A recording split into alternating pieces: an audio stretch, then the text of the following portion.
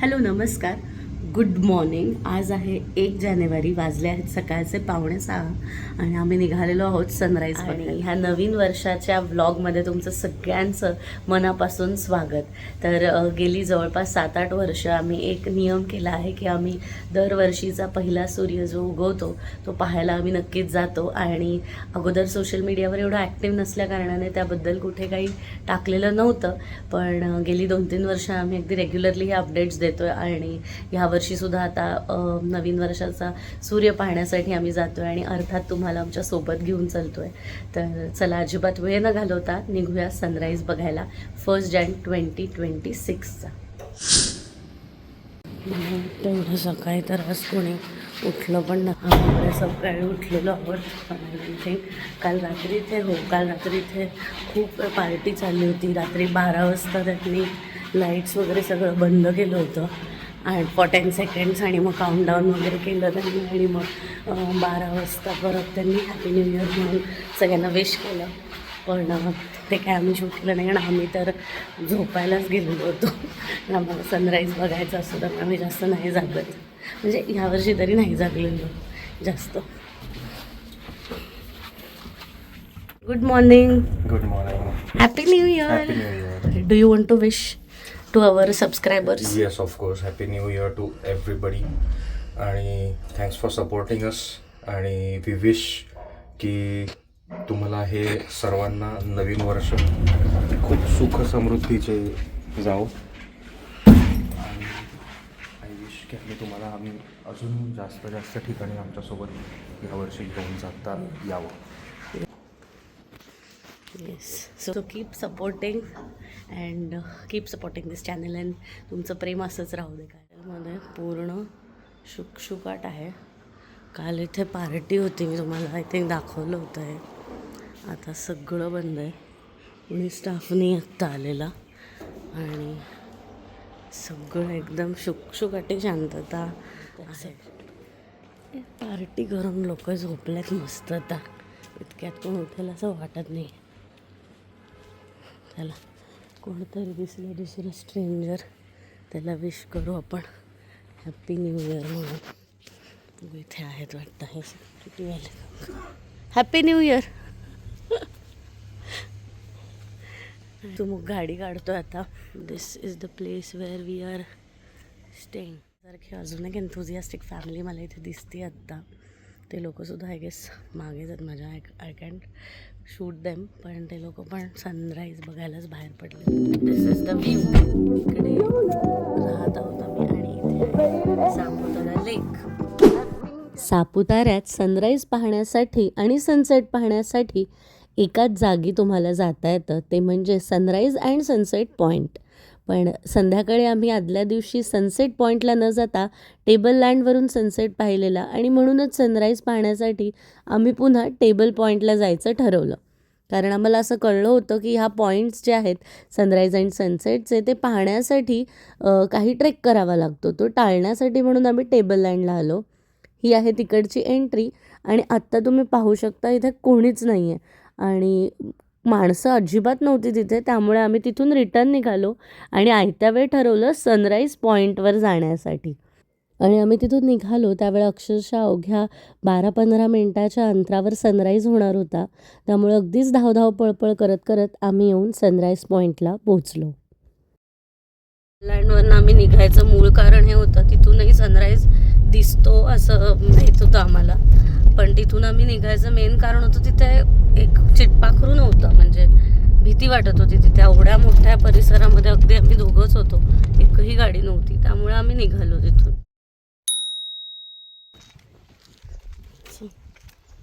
इथून दिसेल का हे संबंध सनराईज पॉईंटचा परिसर. तिथे वरही लोक गेली आहेत, तर इथे खूप छान येईल असं मला वाटतंय. बघूया. सुमुख लोकेट करतोय कुठून घ्यावा सनराईजचा view. So let's go and see. पायऱ्या सुमुख झरझर 5 मिनिटात चढून गेला आणि माझी स्थिती आहे. तर हाच आहे सनराईज पॉईंट आणि ह्याच्या बरोबर विरुद्ध बाजूला आहे सनसेट पॉईंट. आणि इथे येण्यासाठी व्यवस्थित पायऱ्या केलेल्या आहेत, त्यामुळे ह्याला अगदी असं ट्रेक म्हणता येणार नाही. काल आम्हाला असं एकाने सांगितलं की तो ट्रेक आहे. ट्रेक म्हणजे काय तर मॅनमेड पायऱ्या आहेत प्रॉपर, चढून तुम्ही इथे येऊ शकता. जास्त डिफिकल्ट नाही आहे, यायला हरकत नाही इकडे. आणि आम्ही ना जवळजवळ सनराईज होण्याच्या 4 ते 5 मिनटं अगोदर ह्या पॉईंटला पोचलो होतो, त्यामुळे मी अतिशय धावत वर चढून आलो, त्यामुळे खूप दमसुद्धा लागला होता. आणि जशी इथं तुम्ही समोरून 2 माणसं ही चालत येऊ पाहताय त्या रस्त्यावरनं, तर ही ज्या वाटेने येत आहेत 2 माणसं, ती आय थिंक ट्रेकिंगची वाट आहे. आणि आम्ही जिथून आलो त्या पायऱ्या आहेत प्रॉपर, आणि त्याचं लोकेशनची लिंक मी खाली डिस्क्रिप्शनमध्ये दिलेली आहे, त्यामुळे तुम्ही व्यवस्थित पायऱ्या चढून इथे येऊ शकता.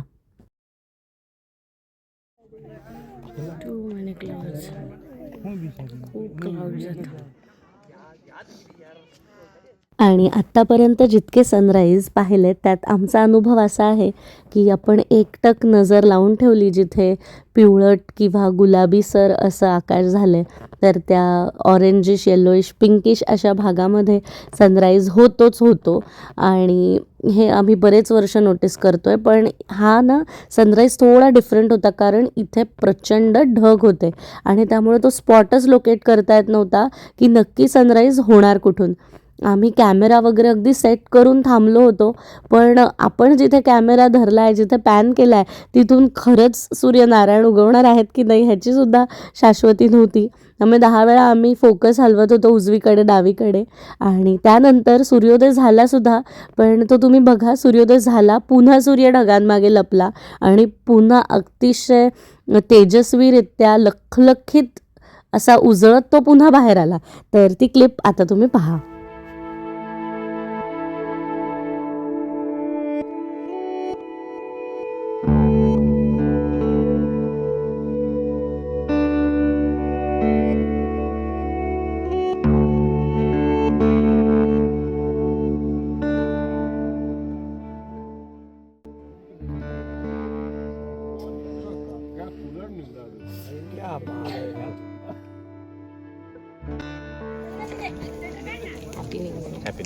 Happy new year.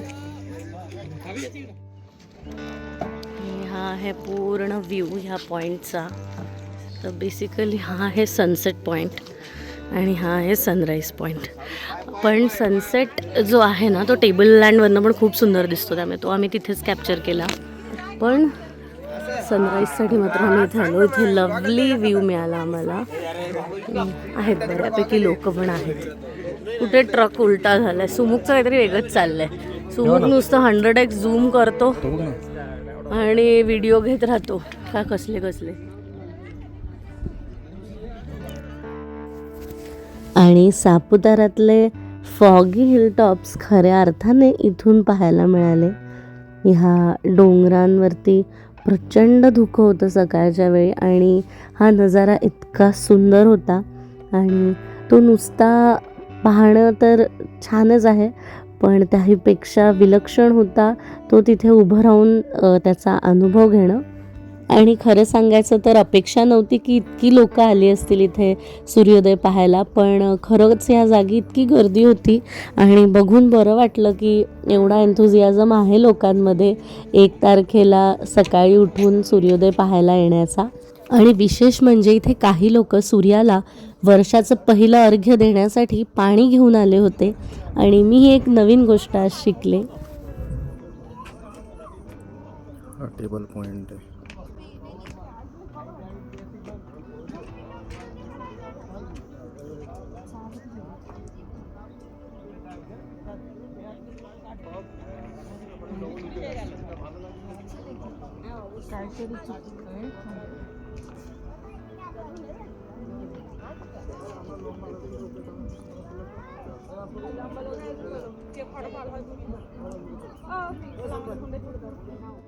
हा टेबल लँड पॉइंट आणि ही पुष्पक रोपे बंद असलेली.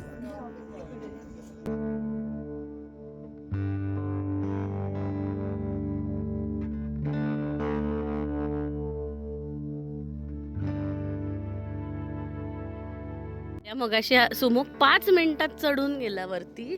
Hats off to you. मी माझा व्हिडिओ शूट केला मगाशी. मी फुल हाफत होते.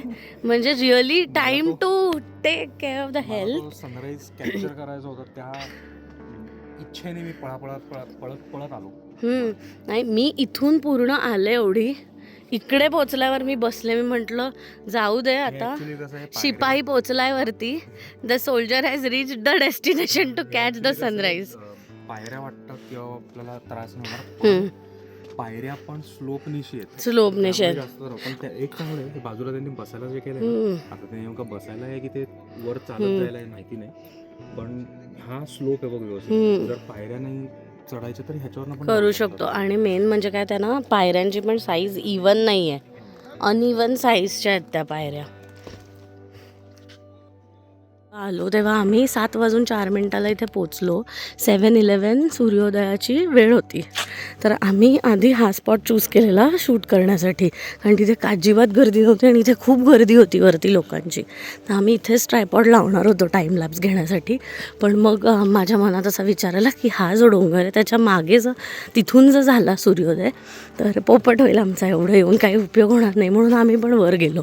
पण जर इनकेस तुम्ही डिसेंबर महिन्यात वगैरे इकडे आलात सापुताऱ्याला आणि सनराईज पॉईंटला, तर सनराईज इथे ह्या मंथमध्ये तरी ह्या भागात होतो. सो तुम्ही घेऊ शकता इथून व्हिडिओ.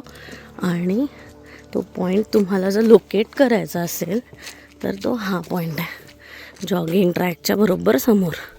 इथे होतो ज्या पॉइंटला दाखवतोय ना, अगदी तिथे बरोबर सेट केलं तर होऊन जाईल. But this is again if you come in December जानेमध्ये इथे होत असेल. जसं उत्तरायण होतं संक्रांतीनंतर व्हायला सुरू होते सूर्य, मग तो इथे गेला ते काय मला आयडिया नाही त्याची. ते जर शिफ्ट झालं तर येईल. कारण आम्ही जेव्हा आलो ना तेव्हा पूर्ण पिंक झालेला तो स्पॉट आणि आय वॉज प्रिटी शुअर की इथेच होणार, म्हणून मी इथेच आम्ही बोलत होतो करूया. पण मग माझ्या मनात आलं की इथे याच्या मागे वगैरे झाला तर काहीच घेता येणार नाही, म्हणून आम्ही एवढे वर गेलो तिकडे त्या पॉईंटवरती जिथे आता ती लोकं दिसतात. पण आयडियली हा पॉईंट जास्त बेटर आहे. पण छान. पण सुमुख ह्या वेळेच्या सूर्योदयाबद्दल तुला काय फील झालं? मला जे फील झालं ते मी नंतर बोलते. तुला काय फील झालं ते सांग. पहिले असं वाटलं की फॉगी आणि क्लाउडी असल्यामुळे सूर्य आता दिसणार नाही, आता काय सनराईज आपण कॅप्चर करणार, सूर्य काय दिसणार. कारण ऍक्च्युली सूर्य दिसत नव्हता सुरुवातीला, आणि हलका सनराईज सारखा तो वरती आला ना जेव्हा सूर्य, तेव्हा तो कम्प्लिटली क्लाउड्स मध्येच गेला. म्हटलं आता डिफिकल्ट आहे बहुतेक कॅप्चर करणं. तर होप्स सोडलेले, पण इमिजिएटली द नेक्स्ट मोमेंट एवढा असा लाल लाल झाला आकाश आणि पूर्ण सूर्य असा बाहेर आला like a ball of fire. आणि म्हणजे it gave like ray of hope. तुम्ही बोलता ना रे ऑफ होप आपण म्हणतो ना, तर तसंच ते फील झालं.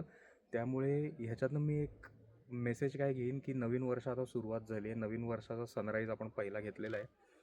तर आयुष्यात कुठल्याही गोष्टी अशा आल्या की जिथे तुम्हाला असं वाटेल की आता आपण ह्याच्या पुढे नाही लढू शकत, तर त्यावेळी मी नक्कीच हा सूर्याचा मोमेंट सनराईजचा आठवणीत आणीन. आणि that would like give me a ray of hope की अजून शक्ती गेलेली नाही आहे, लढ त्यासाठी, जे पाहिजे त्यासाठी लढ.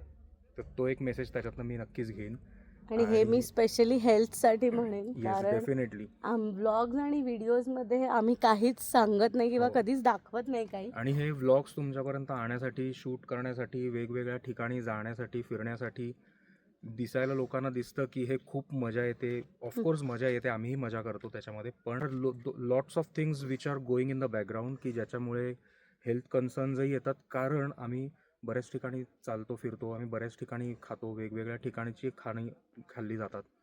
कितीही आपण हायजिनिक प्लेसेस जरी सिलेक्ट केल्या तरी शेवटी आपल्या पोटावर वेगवेगळ्या ठिकाणचा अन्नाचा होणारा मारा, मसाले आणि बऱ्याच गोष्टी तर असतातच. आणि मेन काय होतं माहिती आहे का, तुम्ही कितीही म्हणजे आता मी इन शॉर्ट सांगते, आम्ही उडुपीवरनं जेव्हा आलो पुण्यामध्ये, उडुपीला आम्ही जिथे जिथे खाल्लं आम्ही ती सगळी ठिकाणं तुम्हाला दाखवली होती. आणि तुम्ही सुद्धा सांगा त्यातलं एकही ठिकाण असं नव्हतं की जिथे खूप घाणेरडं किंवा असं काहीतरी खूप रोड साईडमध्ये सुद्धा, आणि मी म्हणणार नाही की वाईट असतं, उलट ती लोक जास्त आपल्या समोर फ्रेश इन्ग्रेडियंट्स वापरून समोर गोष्टी दिसतं ते बनवतात. कुठल्या कंडिशन मध्ये बनवतात, ऍटलीस्ट ती शाश्वती असते येस, आपल्याला. पण तरी बाहेरच्या स्टेट्समध्ये वगैरे गेल्यावर आम्ही रोड साईड विशेष नाही खात अनलेस अँड अंटिल आमच्यासोबत तिथे राहणारं कोणीतरी आणि ते ती जागा रेकमेंड करतंय.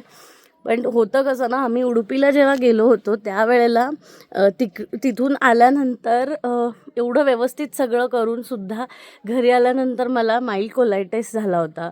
आणि ह्याच्यात ते जेवढे उडुपी सिरीजचे व्हिडिओज आहेत ते सगळे एडिटिंग करत असताना भयंकर पेन, खूप डायटरी रेस्ट्रिक्शन्स आणि बऱ्याच गोष्टी, औषधं, आणि हे हील व्हायला खूप वेळ जाणार आहे असंही डॉक्टर बोलले होते. त्यामुळे खूप होपलेस फील करत होता. आणि मी आत्ता हे सांगितलंही नसतं, पण जेव्हा सुमुख आत्ता हे बोलला ना रे ऑफ होप वगैरे, मी तर वेगळंच बोलणार होते. मला जे वाटलं ते मी सांगतेच आजचा सूर्य बघून, पण मला जे फील झालं ते तर वेगळीच गोष्ट होती, ते मी सांगते. बट मी हे कोलायटिसचं सांगणार पण नव्हती चॅनलवर, पण द मोमेंट इज नाही सगळं असं शॅटर झाल्यासारखं फील होतं. And then suddenly you get like a ray of hope.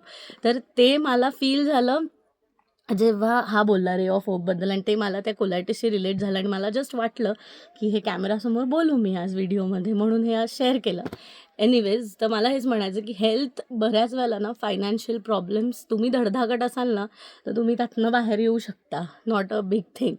कुठल्याही प्रॉब्लेममध्ये जर शरीर तुमचं फिट असेल तर तुम्ही कुठलाही प्रॉब्लेमवरती किल करू शकता. तो प्रॉब्लेम म्हणजे सोल्युशन फाइंड आउट करू खऱ्या शकता. अर्थाने जे प्रोवर्ब आहे, हेल्थ इज वेल्थ, हे कोविडच्या वेळेला आपल्याला कळलं, कोविडच्या वेळेला पण अनुभवलं, पण कुठेतरी ते मधल्या 3-4 वर्षांच्या काळात त्या गोष्टीला मी म्हणेन विसर पडला. पडल्यासारखं झालं, किंवा जबाबदाऱ्या आणि कामांच्या ह्याच्यामध्ये ना एवढं लक्ष पण दिलं गेलं नाही. पण ह्या वर्षी again you have to take care of your health. आणि मी सगळ्यांना सांगेन, जरी कोणाला ना कोणी खूप आजारी असेल आणि जर आमचा व्हिडिओ आत्ता बघत असेल तर आय वुड जस्ट सजेस्ट की बिलकुल टेन्शन घेऊ नका. तुम्ही ज्या फेजमधनं जाताय ना ती एक फेज आहे, it is not the final outcome. आणि तुम्ही पूर्ण बरे होणार आहात.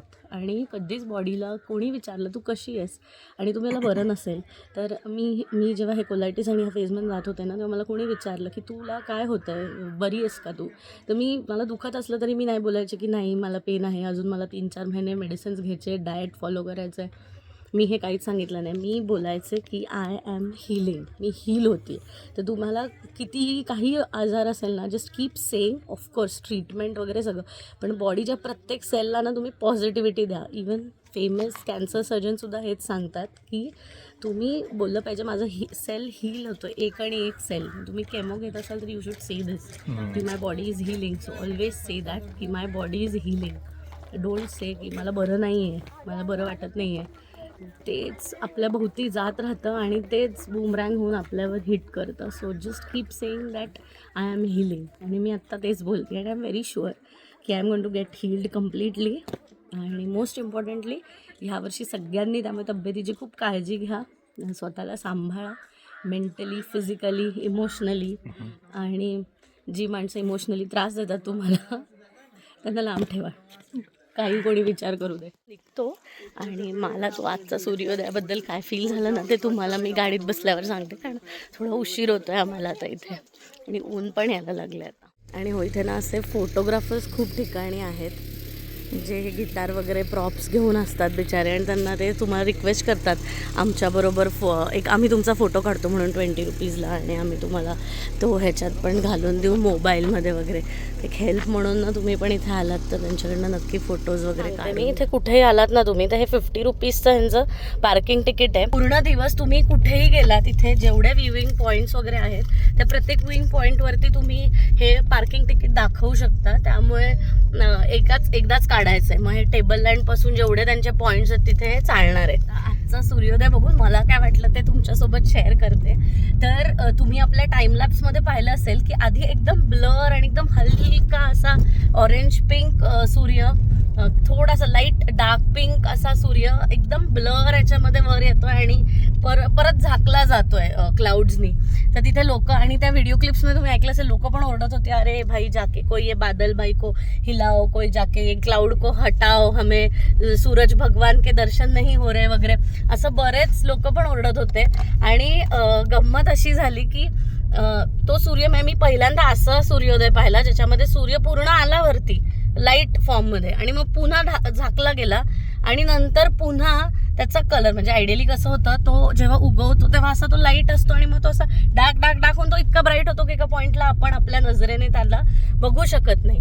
तर आज कसं झालं ते तसंच होतं पण त्याच्यामध्ये ना क्लाउड्सनी गेम प्ले होता सगळा. म्हणजे आधी पूर्ण तो उगवला लाईट आणि मग पूर्ण झाकला गेला पण ते क्लाउड्स जे सेटल झाले ना ते असे लेअर बाय लेअर एक्झॅक्टली असे हल्ले ते की वरचा आधी गेला मग खालचा म्हणजे हळूहळू तो पुन्हा म्हणजे असं वाटलं डबल टाइम सूर्योदय झालाय. आणि मग सेकंड टाइम एकदम असा इतका ब्राईट झाला की त्या सूर्याचा जो रंग आहे ब्राईटनेस त्यांनी असं म्हणजे दाखवल्यासारखं की क्लाउड येऊन आता काही हो सूर्य देवताला राजा म्हणतात आणि this is year of 2026 which is year of sun असं म्हणतात. तर कारण if you see the total as per numerology 2026 comes to 1 number आणि 1 सूर्याचा असतो. तर हे वर्ष सूर्याचं आहे असं म्हणतात. त्यामुळे कसं आहे तो असं सांगतोय असं वाटलं की कोई माई का लाल मुझे छुपा नहीं सकता ये साल मेरा है मला उगवण्यापासून कोणी यावर्षी थांबवू शकत नाही. आज तर 1 जानेवारी आहे त्यामुळे तो एकदम असं टाकतं लोक तो ब्लर म्हणजे तो पूर्ण झाल्यावर लोक निघून गेला आणि नंतर तो परत एकदम बॉल ऑफ फायर सारखा हिट झाला आणि ते दोन्ही क्लिप्स तुम्ही आता टाइमलॅप्समध्ये पाहिल्याच असतील. आणि त्यामुळे कुठेतरी तो सनराईज असंच सांगून गेला की हिऱ्याला चमकायचं असेल ना तर तो कुठेही चमकतोच. मग तो चिखलात असू देत नाही तर एखाद्या अंगठीत असू दे. त्याप्रमाणे कंडिशन्स कशाही असू देत ज्याला चमकायचं आहे ज्याला त्या कुठल्याही कंडिशनमधनं शाईन व्हायचं आहे तो अगेन्स्ट ऑल ऑड्स मेहनत करून कष्ट करून त्यातनं चमकतोच. तर असं मला फील झालं आहे पाहताना. ब्रेकफास्ट स्प्रेड काय आहे ते बघून येऊ जरा. बुफे ब्रेकफास्ट आहे complimentary. So let's just check what all we have for breakfast. Fresh fruits juices coleslaw sandwiches curd के साथ पराठे हैं गरम गरम. French fries for those were fasting. इथे काय ते अजून आलं नाही आहे. व्हॉट इज दिस पावभाजी आहे ते ना पावभाजी वाटतं. पावभाजी की छोले छोले पुरी असेल पुऱ्या येणार असतील इकडे. मग त्याच्यानंतर आहे इकडे हे सॅलेड आहे पोहे आहेत म्हणजे हे इंदोरी पोहेसारखं करू शकता तुम्ही. त्याच्यानंतर this is sambar steaming hot sambar with steaming hot idlis. Then we have chutney, bread butter toast. Okay fee T वगैरे आहे. हे सगळे रिफिल्स आहेत आपले आणि टी कॉफी आणि हॉट मिल्क आहे आणि कॉर्नफ्लेक्स सिरियल्स वगैरे. गुड चांग. स्प्राउट्स पण आहेत इथे. इकडे तुम्ही आलात तर इथे पुऱ्या वाटतं तर तळणार आहेत. हे पुऱ्या तळणार आहेत गरम गरम विथ छोलेपुरीसाठी. हे बघा चांगलं काळं पण नाही येतील छान फ्रेश ऑइल आहे. मसाला डोसाचा मसाला आणि masala dosa mail live counter. आणि पुरी नाही आहे भटुरे आहेत छोले भटुरे. मस्त गरम गरम मसाले डोसा इथे मला लाईव्ह काउंटरवर मिळाला. तरी ब्रेकफास्ट म्हणजे आम्ही त्या दिवशी लंच करतच नाही. आम्ही इथेच 1 तास बसून खाऊन घेतो. बेबी हेच पॅटर्न्स थोडे बदलले पाहिजेत आता. Let's see. मी घेतला आहे गरम गरम मसाले डोसा 1 इडली आणि मी घेतला आहे गरम गरम मसाले डोसा इडली सांबार चटणी. सो मग मी सगळं थोडं थोडं घेतलं आहे टेस्ट करायला. फ्रेश फ्रूट्स आणले. त्याच्यासोबत त्यांनी कोल्डस्लॉ सँडविच घेतलं आहे. कोल्डस्लॉ सँडविच 1 इडली हा पराठा घेतला आहे वाटतं. सॉस घेतला आहे त्याच्या पराठ्याबरोबर. हे पण होतं दही होतं आणि पोहे आहेत आणि हे काय हॉट ज्यूस घेतला आहे. ओके असं सगळं घेतलं आहे. ओके टेस्ट करूया आपण आता. सुमुखने पहिले पराठा टेस्ट केला आहे. मी हा मसाला डोसा टेस्ट करते पहिले. पराठा म्हणजे पनीर स्टफ पराठा. मसाला डोसा अप्रतिम आहे. मिरच्या पण नाही आहेत जास्त थोड्या आहेत. डोसा आहे सूप फ्लेकी. थोडा तर सुमुख असणारच यार. Very nice crispy dosa. तेच ना अगदी माझ्यासाठी पथ्याचं कुठे आता बनवणार ते. मला मसाला डोसा मिरची बिना मिरचीचा वाटतं. मिरच्या खूप कमी आहेत. वेळ नाही. ब्रेकफास्ट विथ अ व्ह्यू आहे आमचा छान. पोहे घेतो. घे.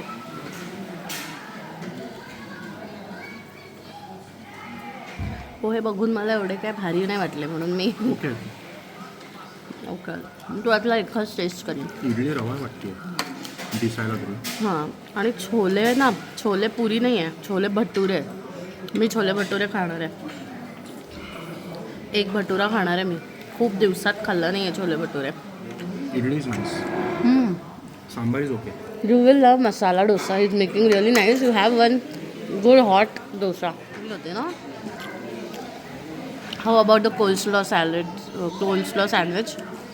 ओके छान आहे. आणि एक सगळ्यात चांगली गोष्ट म्हणजे इडली रव्याची आहे. आमच्याकडे ना नॉर्मल इडली सुमुखला आवडतच नाही.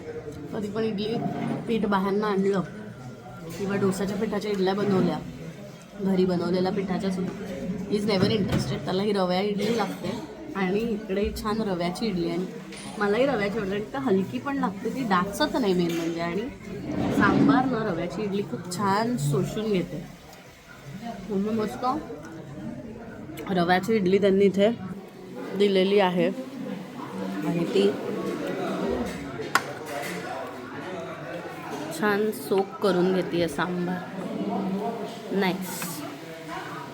मस्त म्हणजे गरम गरम वाफाळता भटुरा आहे. वाफ दिसते का आय डोंट नो. दिसते एकदम वाफाळता भटुरा. भटुरा पुरीच्या साईजचाच आहे, मैद्याची पुरी आहे ही. आणि छोले व्हेरी टेस्टी छोले. दोन्ही छान आहे, मस्त.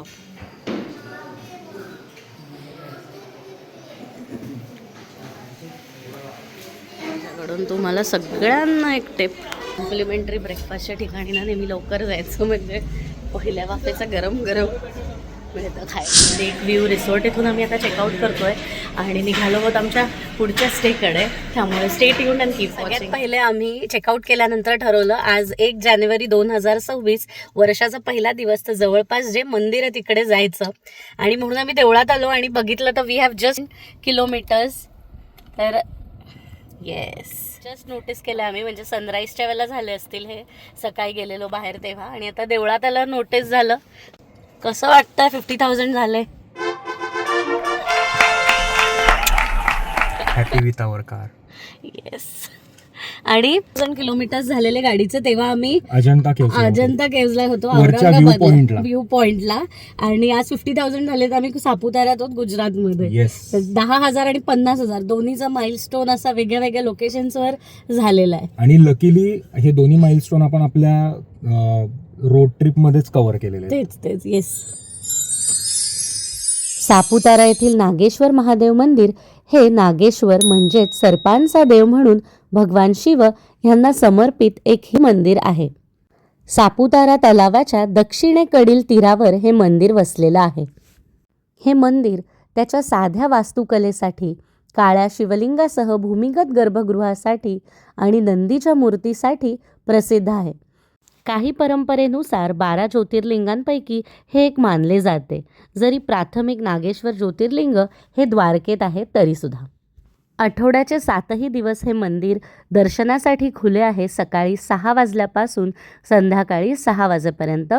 आणि इथूनचा प्रवेश हा निशुल्क आहे. आणि इथे येताना अर्थातच पूर्ण कपड्यात यावं हे वेगळं सांगायला नको. देव महादेव.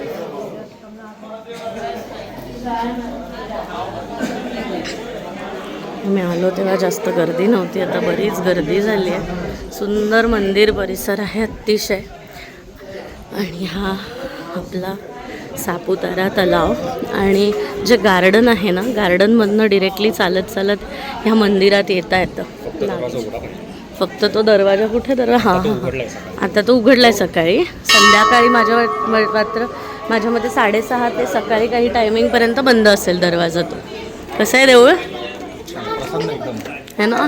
पहिलं सकाळचं दर्शन सकाळी मस्त देवाचं दर्शन झालंय. नवीन वर्षाची सुरुवात क्रिएटर अँड डिस्ट्रॉयर महादेवापासून सुरू केली आपण. हा रस्ता आहे, इथे समोरच सगळं ना आसपास आहे. इथे आम्ही राहत होतो, रस्त्याने आलो की इकडे लगेच हे मंदिर आहे नागेश्वर आणि पार्किंग आहे इकडे, तुम्ही बघू शकता व्यवस्थित पार्किंग आहे इथे. आणि त्यामुळे तुम्ही इथे का हॉर्न वाजवते माहिती नाही, माझं लक्ष आहे त्याच्याकडे. Still is hawking. आणि ही आपली गाडी आणि हे पूर्ण पार्किंग आहे इथे. आम्ही आलेलो आहोत आमच्या बापाच्या घरी असं म्हटलं तरी चालेल. तर आलेलो आहोत आता देरापाशी, इथे साई मंदिर आहे तिथे आलेलो. आणि साईबाबा हे आमच्या गुरूंचे गुरु आहेत, त्यामुळे आमच्यासाठी ते महागुरू आहेत. आणि आम्हाला कळलं की इथे जवळच एक साईबाबा मंदिरसुद्धा आहे, त्यामुळे आम्ही लगेचच महादेवाचं दर्शन घेऊन साई मंदिराकडे धाव घेतली. आणि इथे आलो तर अजिबात गर्दी नव्हती आणि मूर्ती इतकी सुंदर आहे इकडची की काय सांगू. आता या मंदिरात नक्की या. जे साई भक्त आहेत त्यांनी अतिशय सुंदर शांत परिसर आहे. मी एकदम हळू बोलते आहे कारण इथे कोणीच नाही आहे आणि मला शांतता भंग नाही करायची. अगदी 1-2 लोक बसली आहेत.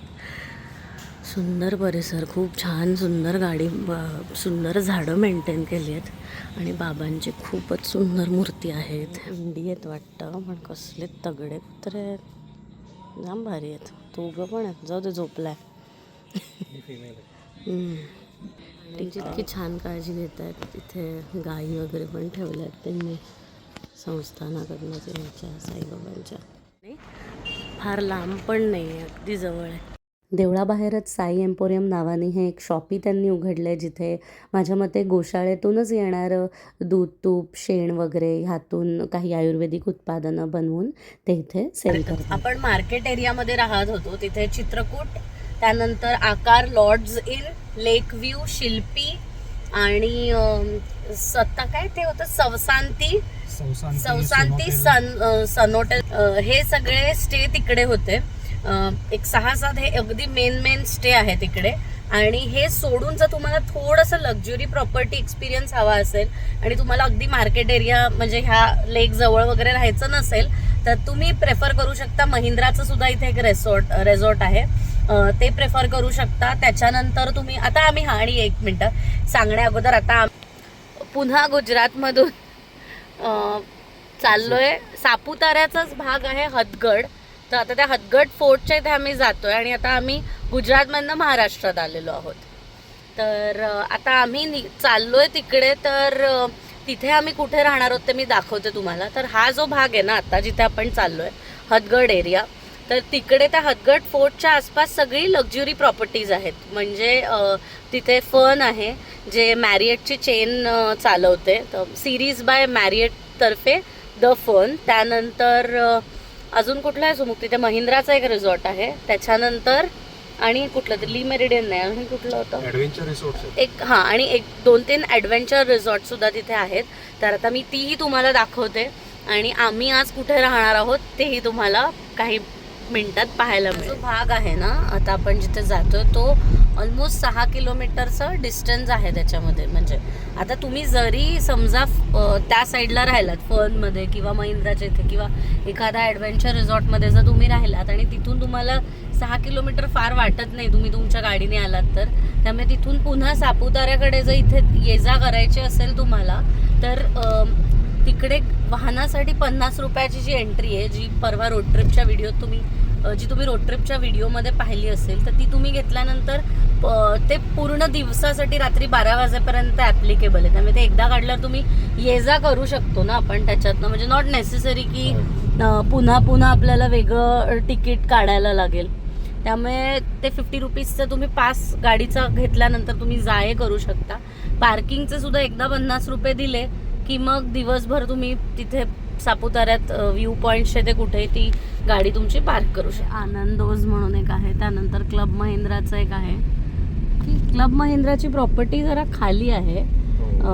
जी फनची प्रॉपर्टी आहे ना ती, त्याचा व्ह्यू खूप छान आहे कारण ते हेवन ऑन द हिल्स म्हणूनच नाव आहे त्यांचं, the fun haven on the hills Saputara. तर आता आपण मेन हा जो रोड आहे तिथून आता आपण उतरून युटर्न युटर्न हेअरपिन बेंड आहे इकडे, तिथून खाली गाडी उतरवली आहे आणि आता आपण इथे चाललोय टुवर्ड्स हदगड फोर्ट.